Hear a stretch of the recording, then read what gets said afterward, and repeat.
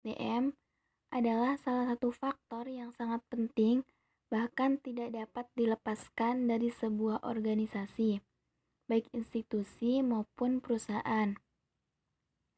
Pengertian sumber daya manusia dapat dibagi menjadi dua, yaitu pengertian mikro dan pengertian makro.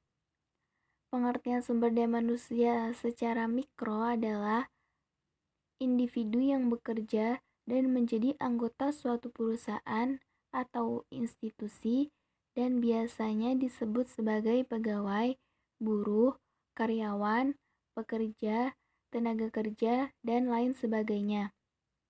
Sedangkan pengertian sumber daya manusia secara makro adalah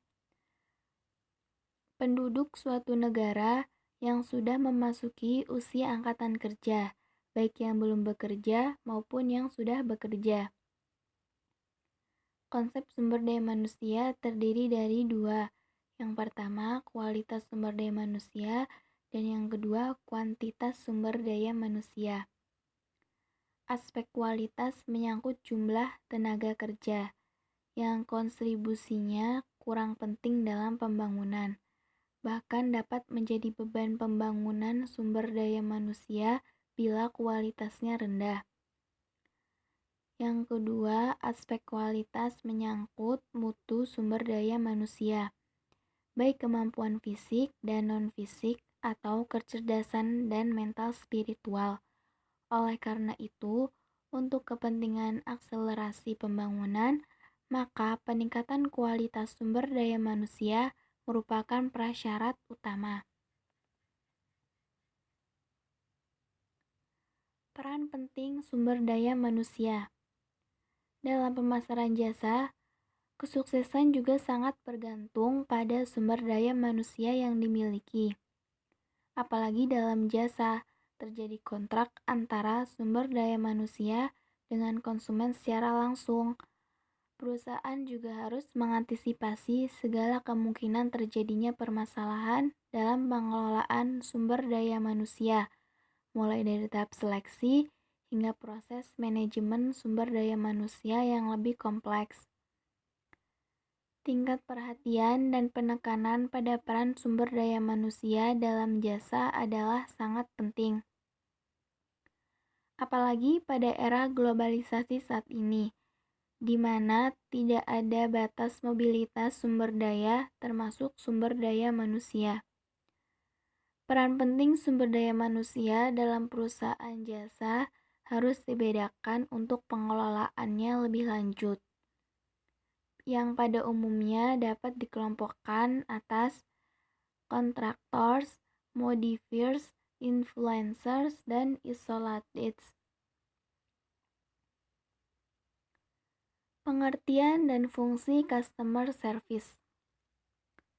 Customer service adalah orang atau bagian yang berhadapan langsung dengan pelanggan, selain teller dan security.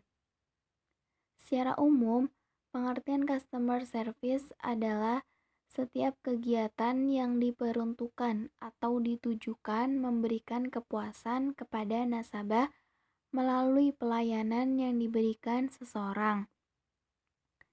Jadi intinya, jalan keluar untuk menyelesaikan masalah. Jadi intinya, customer service melayani segala keperluan nasabah secara memuaskan dan pandai dalam mencari jalan keluar untuk menyelesaikan masalah yang dihadapi oleh nasabahnya. Dalam praktiknya, fungsi customer service adalah sebagai berikut. Pertama, sebagai resepsionis, kedua sebagai deskman, ketiga sebagai salesman, keempat sebagai customer relation officer, dan yang kelima sebagai komunikator.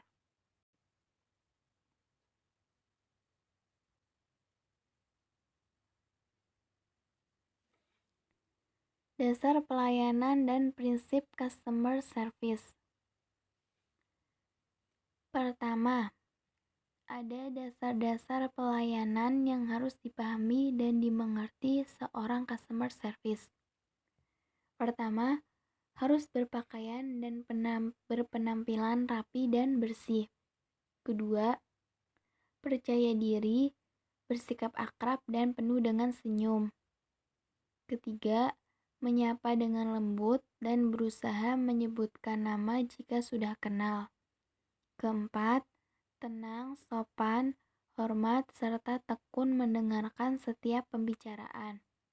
Kelima, berbicara dengan bahasa yang baik dan benar. Keenam, bergairah dalam melayani nasabah dan tunjukkan kemampuannya. Ketujuh, jangan menyela atau memotong pembicaraan. 8. Mampu meyakinkan nasabah serta memberikan kepuasan.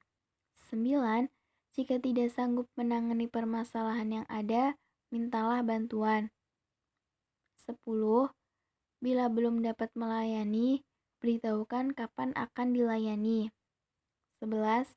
Tekun mendengarkan setiap pembicaraan dan menerima keluhan dengan baik. Lalu prinsip-prinsip dari customer service. Dasar prinsip customer service dalam memberikan pelayanan yang prima sebagai usaha untuk mencapai kepuasan dan loyalitas pelanggan. Pihak produsen jasa dapat berpedoman pada variabel pelayanan prima yang dijelaskan oleh beberapa penulis. Menurut Barata, pelayanan prima terdiri dari 6 unsur pokok, yaitu pertama, kemampuan, kedua, sikap, ketiga, penampilan, 4, perhatian, 5, tindakan, dan yang keenam, tanggung jawab. Nah, sekian materi yang dapat saya jelaskan. Kurang lebihnya mohon maaf. Wassalamualaikum warahmatullahi wabarakatuh.